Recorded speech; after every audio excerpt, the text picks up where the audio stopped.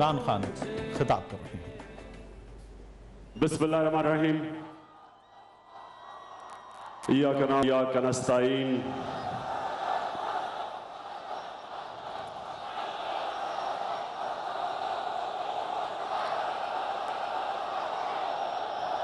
माशाअल्लाह, सियालकोट के शहरियों, मैं इस शानदार इस्तकबाल का आपका शुक्रिया अदा करना चाहता हूं। दुआएं हैं आपके लिए, जिंदा लोग हैं आप, सियासी शऊर रखने वाले लोग हैं। मैंने सारे रास्ते में दुकानों, सारी जगह लोग दुकानों से बाहर खड़े थे। मैंने बुजुर्गों को देखा, मैंने सबसे ज्यादा नौजवानों को देखा।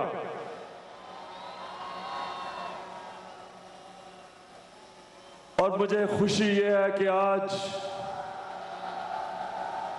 हर तबके के लोग यहां हैं। यह हमारी ख्वातीन है जिनको मैं खराज तहसीन पेश करता हूं।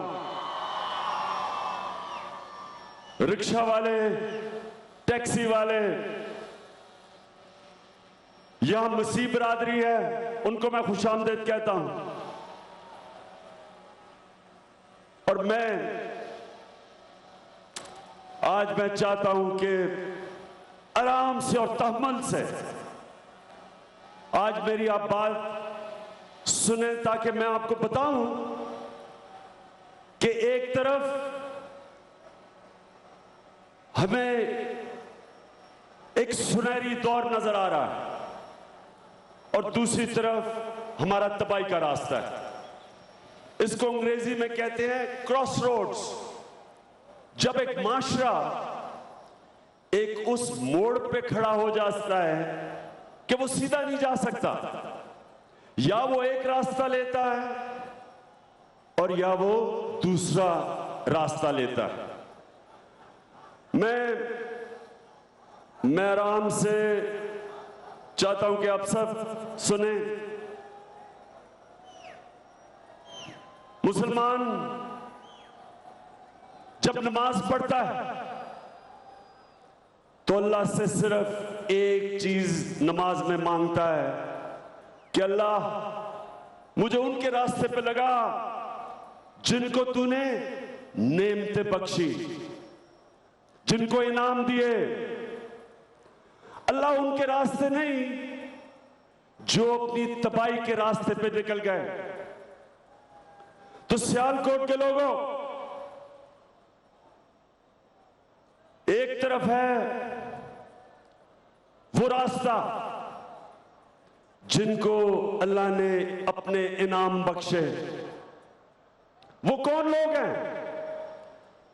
वो अल्लाह के नबी, वलीउल्लाह, शहीद, वो लोग जिनको अल्लाह ने पसंद किया। और दूसरी तरफ गुमराह लोग। तो एक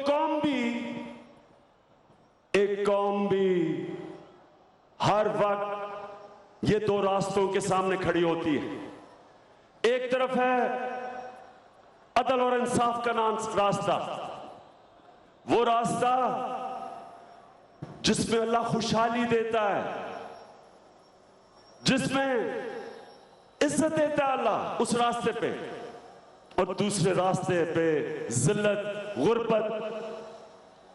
जिल्लत और गुर्बत, इंतशार, जुर्म, दहशतगर्दी, तबाही। तो मैं आज आपको एक पहले वीडियो दिखाता हूं, उसके बाद मैं आपको बताता हूं कि हम किधर खड़े हैं और हमने जाना किधर है। ये जरा वीडियो देखें।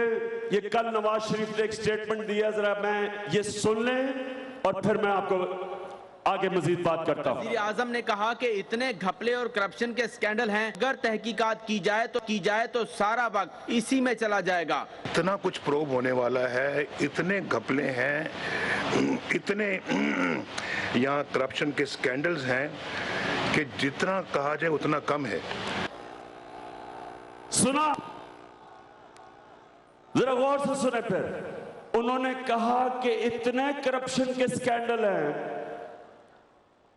कि अगर आदमी इनके ऊपर, अगर करप्शन के ऊपर तवज्जो दे तो और कोई काम नहीं कर सकता।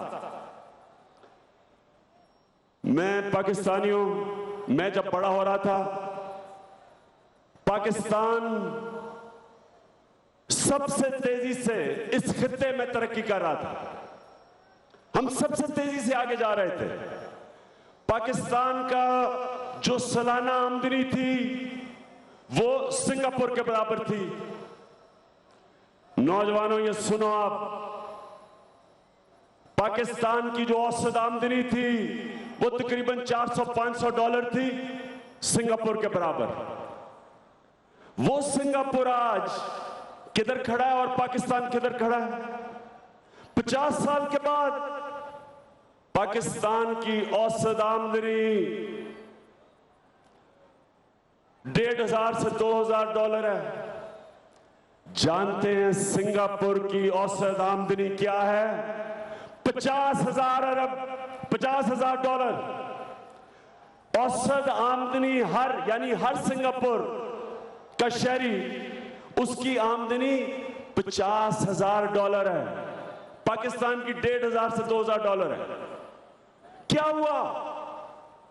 सिंगापुर को एक लीडर मिला, उसने सिंगापुर में अदल और इंसाफ कानून ठीक किया, इदारे मजबूत किए। और ये जो भी मियां नवाज शरीफ कह रहे थे कि यहां करप्शन इतनी है, हम क्या करें? अगर हम करप्शन के ऊपर हाथ डालते हैं तो डेवलपमेंट नहीं हो सकती। सिंगापुर में उसने करप्शन पे हाथ डाला, इदारे मजबूत किए और वो डेवलपमेंट हुई जो मैं आज आपको बता रहा हूं कि वहां औसत आमदनी 50,000 अरब रुपया डॉलर है। तो क्या हुआ? उधर तो उन्होंने जब करप्शन पे हाथ डाला तो वो तो डेवलपमेंट हुई, वो तो मुल्क आगे निकल गया।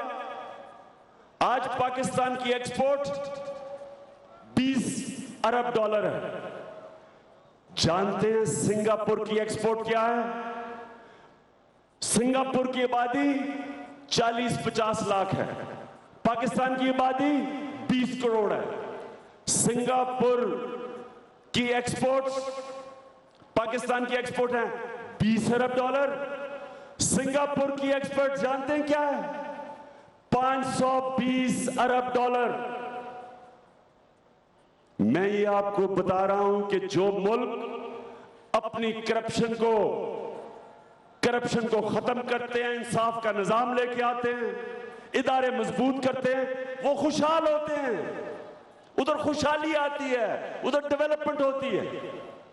ये जो नवाज शरीफ अभी कह रहे थे कि करप्शन, हम करप्शन को पकड़ें या डेवलपमेंट करें, जब आप करप्शन को नहीं पकड़ते मियां साहब तो डेवलपमेंट होती है वो सिर्फ आपके जाती बैंक अकाउंट्स में होती है। आपके मेफेयर फ्लैट्स बनते हैं, आपकी जाती फैक्ट्रियां बनती हैं, कौम गरीब हो जाती है, छोटा सा तबका अमीर हो जाता है, मुल्क आगे नहीं बढ़ सकता। तो ये मुल्क बना था, कभी ना इस चीज को भूलना, ये मुल्क बना था कि हमने एक मिसाली इस्लामी फलाई रियासत बनानी थी। तो जो इस्लामी फलाई रियासत मदीना की थी, उधर सबसे बड़ी चीज क्या थी? अदल और इंसाफ। क्या था उनके पास? मुझे बताएं, अरबों के पास क्या था? अभी तो 13 सदियों के बाद तेल मिला था, वो तो रेगिस्तान था। तो क्या चीज थी वहां? कौन सी टेक्नोलॉजी आई? किधर से इन्वेस्टमेंट आई? क्या हुआ कि वो दुनिया की अजीम तरीन सुपर पावर बन गए? 700 साल तक दुनिया की पावर बने रहे। क्या था? अदल और इंसाफ, इदारे मजबूत किए। उनका जो लीडर थे सादिक और अमीन थे, सच्चे और ईमानदार। और उन्होंने जब इदारे मजबूत किए तो मुसलमानों के इंसाफ का निजाम ऐसा था कि जो दूसरी कौमें थी वो मुसलमानों जब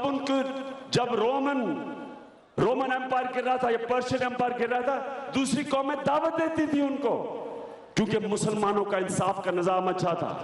तो ये है वो पाकिस्तान जो हमने उस रियासत की शक्ल में बनाना था, जिधर हमने एक ऐसा निजाम लेके आना था, जिधर ऐसा अदल और इंसाफ का निजाम था कि यहां खुशहाली आनी थी। यहां जिस तरह मदीना की रियासत में एक वक्त आया कि ज़कात लेने के लिए लोग नहीं मिलते थे, तो सियालकोट के लोगों, ये है हमारा रास्ता। दो रास्ते, तबाही का रास्ता है, इसी रास्ते पे चलते रहे। एक छोटा सा टोला आए, हुकूमत करे, पैसे बनाए, पैसा मुल्क से बाहर भेजे, मनी लॉन्ड्रिंग करे, अपनी जात को फायदा पहुंचाए और कौम गरीब होती जाए, ना कौम को तालीम दे, ना अपने किसानों का ध्यान रखे, ना लोगों के लिए अस्पताल बनाए, ना नौजवानों के लिए रोजगार का बंदोबस्त करे। कौम गरीब होती जाए, मकरूज होती जाए, पैसे चोरी करके जब बाहर जाएंगे तो मुल्क को कर्जे लिए, IMF से कर्जे लो, कर्जे वापस करने के लिए लोगों पे टैक्स लगाओ, टैक्स लगाओगे कीमतें बढ़ेंगी, गरीब और मजीद गरीब होगा, गुर्बत बढ़ेगी। ये है हमारी तबाही का रास्ता। जब हम कर्जे जिन मुल्कों से लेंगे, हम अपनी आजादी खो बैठेंगे। हमें पूछे कि यहां इतनी महंगी बिजली है, ईरान साथ वाला मुल्क था, गैस देने के लिए तैयार था, क्यों नहीं हमने ईरान से गैस ली? क्योंकि जिन लोगों से हम कर्जे ले रहे थे वो हमें इजाजत नहीं देते थे कि हम ईरान से गैस पाइपलाइन लगा के तो गैस लें। तो जिन लोगों से हम कर्जे ले रहे थे वो हमें हुक्म करते थे, वो हुक्म जो उनकी फॉरेन पॉलिसी के साथ थे, जो हमारी अवाम के खिलाफ थे, जो हमारी अवाम को गुर्बत में डाल रहे थे। कर्जे लेते हैं कोई, गुलामी करती है कौम, कर्जों की कीमत देती है कौम। कैसे कीमत देती है कर्जों की? IMF ने अभी इसहाक डार को दुबई में कहा कि 40 अरब रुपए के मजीद और टैक्स लगाओ पाकिस्तानियों पे। तो जब 40 अरब रुपए के टैक्स और मजीद और लगेंगे, याद रखें सारी चीजें महंगी होंगी। आपकी बिजली महंगी होगी, आपकी गैस महंगी होगी, पेट्रोल डीजल महंगा होगा।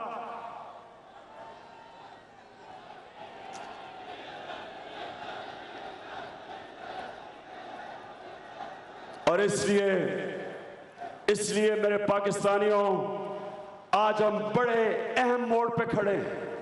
हमने अब फैसला करना है, हमने फैसला करना है कि क्या ऐसे ही चलते रहना है, कर्जे लेते रहने हैं, मकरूज होता जाना है, गुर्बत बढ़ती जाएगी, या जो मैं आज आपको बताने आया हूं कि इंशाअल्लाह एक हमारे पास दूसरा रास्ता है। दूसरा रास्ता ये कि हम अपने इदारे मजबूत करें। नवाज शरीफ जब कहते हैं कि हम क्या करें, करप्शन इतनी ज्यादा है, नवाज शरीफ आप कुछ नहीं कर सकते, क्योंकि अगर आप करप्शन खत्म करने के लिए कदम उठाएंगे आप खुद पकड़े जाएंगे। अगर आप नैब को ठीक करेंगे तो नैब तो सबसे पहले आपको पकड़ेगी, क्योंकि आपके 13 केसेस हैं नैब में। अगर आप नैब को ठीक करेंगे तो नैब तो आपके साथ बड़े बड़े लोग बैठे हुए हैं, वजीर बैठे हुए हैं, आपके पास ऐसे लोग बैठे हुए हैं जो पकड़े जाएंगे। तो जो कौमें तरक्की करती हैं वो इदारे मजबूत करती हैं, और इदारे मजबूत वो कर सकता है जिसको खुद फिक्र ना हो, उसको खुद फिक्र ना हो कि अगर इंसाफ का निजाम ठीक होगा तो वो खुद पकड़ा जाएगा। इंशाअल्लाह ये जो दूसरा रास्ता है, ये है पाकिस्तान के मुस्तकबिल का रास्ता, खुशहाली का रास्ता।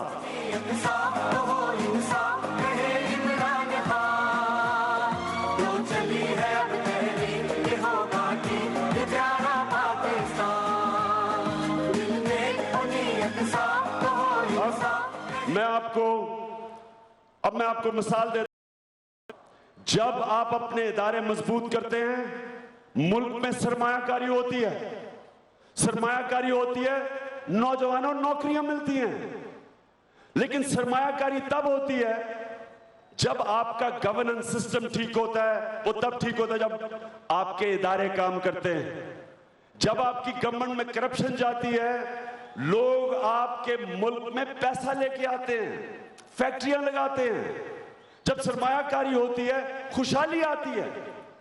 तो पख्तूनख्वा की मैं आज आपको मिसाल देने लगा हूं कि हमारी तकरीबन 4 साल हुकूमत हुई।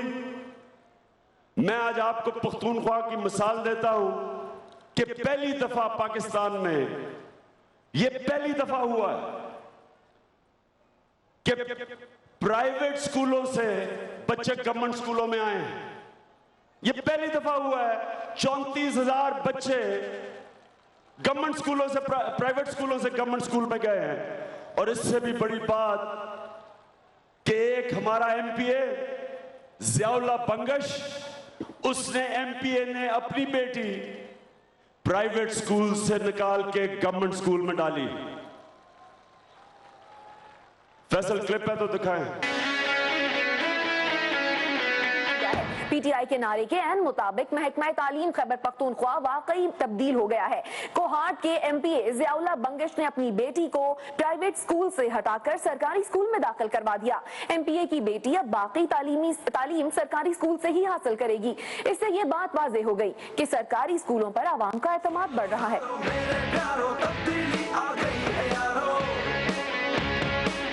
अच्छा, अब मैं दूसरा दिखाता हूं आपको कि पहली दफा आप देखेंगे कि प्राइवेट हॉस्पिटल से पख्तूनख्वा में लोग गवर्नमेंट हॉस्पिटल में जा रहे हैं। ये जरा देखें, हयाताबाद मेडिकल कॉम्प्लेक्स में हम मौजूद हैं और अब जहां पर हम आए हैं इसने तो हैरान ही करके रख दिया। यकीन कीजिए, मैं नहीं बल्कि मेरी पूरी टीम ही हैरान थी कि हम कहां आ गए हैं। हॉस्पिटल है क्या? ये वाकई हॉस्पिटल है? और ये क्या हॉस्पिटल की वाकई ओपीडी है? आपको मैंने म्यू हॉस्पिटल की एक ओपीडी दिखाई थी, मैंने आपको सर्विस हॉस्पिटल की एक ओपीडी दिखाई थी। जनाब, खैबर पख्तूनख्वा की ओपीडी है। जरा गौर से देखें कि जब कोई यहाँ आएगा और चेकअप करवाने के लिए गवर्नमेंट हॉस्पिटल में आएगा तो क्या आप यकीन कर सकते हैं कि गवर्नमेंट हॉस्पिटल की ओपीडी है? ये पंजाब गवर्नमेंट जो बड़े दावे करती है और ये जो सिंध गवर्नमेंट बड़े दावे करती है हेल्थ रिफॉर्म्स के, जनाब ये है रिफॉर्म्स। जरा गौर से देखिए, ये ओपीडी है और ये पता कितने अरसे में बनी है? ये सिर्फ 4 महीने के अंदर। विल पावर होनी चाहिए। आप जैसे ही एंटर होते हैं तो आपको ऐसा लगता है कि जैसे आप किसी दूसरे मुल्क में आ गए हैं, किसी दूसरी दुनिया में आ गए हैं। जी, बहुत चेंज आया है। और मैं आपको एक और अब मैं ये आपको दिखाता हूं कि जो कभी भी पाकिस्तान में कभी किसी हुकूमत ने नहीं किया। आप जानते हैं सड़क पे जो बच्चे फिर रहे होते हैं, आपने सड़क पे ये बेचारे बच्चे जो मांग रहे होते हैं, आपने देखे होंगे। पहली दफा पख्तूनख्वा की हुकूमत ने फैसला किया कि हम ये सड़क से उठा के बच्चों को एक हम स्पेशल जगह पे लेके जाएंगे। वो भी मैं आपको दिखाऊंगा, उसका नाम है जुमुंकोर, मेरा घर। उन बच्चों को, ये जरा गौर से सुने, उन बच्चों को हम वो तालीम देंगे कि वो बच्चे, सड़कों से उठाए हुए बच्चे उठ के मुल्क के बड़े बड़े ओहदों पे पहुंच सके। जरा ये देखें,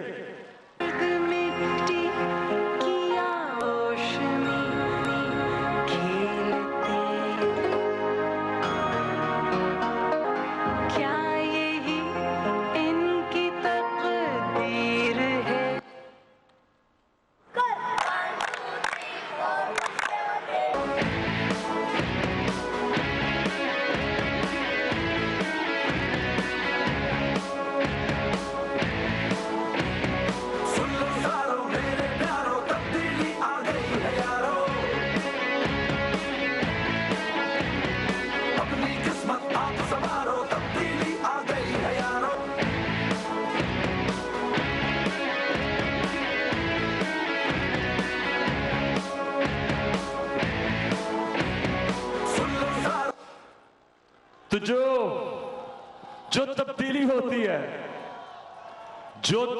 होती है वो ये एक एक सड़क की 4-4 दफा फीता काट के नहीं होती।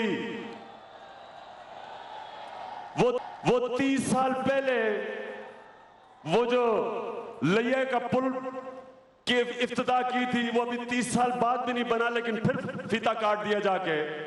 इस तरह तब्दीली नहीं आती। तब्दीली तब आती है जब एक मुल्क में इंसाफ का निजाम देते हैं, जब लोगों की जान और माल की हिफाजत होती है, और जब आप अपने इंसानों के ऊपर पैसा खर्च करते हैं, अपने बच्चों के ऊपर पैसा खर्च करते हैं, तालीम पे पैसा खर्च करते हैं। जब कोई हमारे बच्चे या बुजुर्ग बीमार होते हैं तो उनको अच्छे अस्पतालों में आप लेके जाते हैं, साफ पीने का पानी देते हैं। उस मुल्क में तब्दीली आती है। जितने भी एशियन टाइगर्स थे, सबसे पहले एशियन टाइगर्स ने तालीम दी। ये हमारी पहली बारी है। 1 साल तो हमें समझने में लग गया सिस्टम। सारे हमारे जो एमपीएस थे, वजीर थे, स्वाय परवेज खटक के, सब पहली दफा इक़्तिदार में आए हैं। हमारा तो एक्सपीरियंस, तजर्बा ही नहीं था। उसके बावजूद मैं आज चैलेंज करता हूं दोनों हुकूमतों को, सिंध को और पंजाब को, जिन्होंने 6-6 दफा बारियां ली हैं पिछले 30 साल में।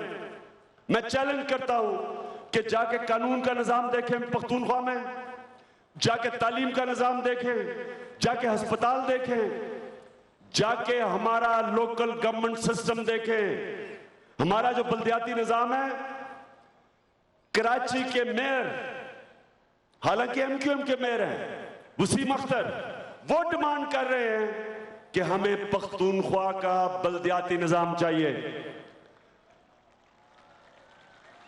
जो पख्तूनख्वा का पुलिस का सिस्टम कुछ है, पुलिस का सिस्टम है पख्तूनख्वा का, पंजाब के आईजी और सिंध के आईजी एडी ख्वाजा, उन्होंने कहा कि हमें पख्तूनख्वा का पुलिस एक्ट चाहिए, हमें वो पुलिस का एक्ट चाहिए ताकि हम भी एक प्रोफेशनल पुलिस फोर्स बन सके। मैं ये आपको इसलिए कह रहा हूं, ये सियालकोट के लोगों जरा गौर से सुनो मेरी बात। देखिए, आम आदमी का सबसे बड़ा मसला होता है उसका पुलिस के साथ उसका राब्ता होता है। उसको खौफ होता है कि अगर कोई भी ज्यादती हो तो वो जाके थाने में उसको इंसाफ मिल सके। जब पुलिस का निजाम आप करप्ट कर देते हैं तो उस वक्त ये होता है कि उस मुल्क में खुशहाली नहीं आती, इन्वेस्टमेंट नहीं आती। आज बैरून मुल्क पाकिस्तानियों से पूछे कि क्यों नहीं वो पाकिस्तान आके पैसा लगाते, अब पूछे उनसे, वो सबसे ज्यादा एक चीज कहेंगे कि पाकिस्तान में जंगल का कानून है। जरा ये पुलिस का दिखाए कि पख्तूनख्वा की पुलिस, पख्तूनख्वा का, पंजाब के आईजी और सिंध के आईजी एडी ख्वाजा, उन्होंने कहा कि हमें पख्तूनख्वा का पुलिस एक्ट चाहिए, हमें वो पुलिस का एक्ट चाहिए ताकि हम भी एक प्रोफेशनल पुलिस फोर्स बन सके। मैं ये आपको इसलिए कह रहा हूं, ये सियालकोट के लोगों जरा गौर से सुनो मेरी बात। देखिए, आम आदमी का सबसे बड़ा मसला होता है उसका पुलिस के साथ उसका राब्ता होता है। उसको खौफ होता है कि अगर कोई भी ज्यादती हो तो वो जाके थाने में उसको इंसाफ मिल सके। जब पुलिस का निजाम आप करप्ट कर देते हैं तो उस वक्त ये होता है कि उस मुल्क में खुशहाली नहीं आती, इन्वेस्टमेंट नहीं आती। आज बैरून मुल्क पाकिस्तानियों से पूछे कि क्यों नहीं वो पाकिस्तान आके पैसा लगाते, अब पूछे उनसे, वो सबसे ज्यादा एक चीज कहेंगे कि पाकिस्तान में जंगल का कानून है। जरा ये पुलिस का दिखाए कि पख्तूनख्वा की पुलिस,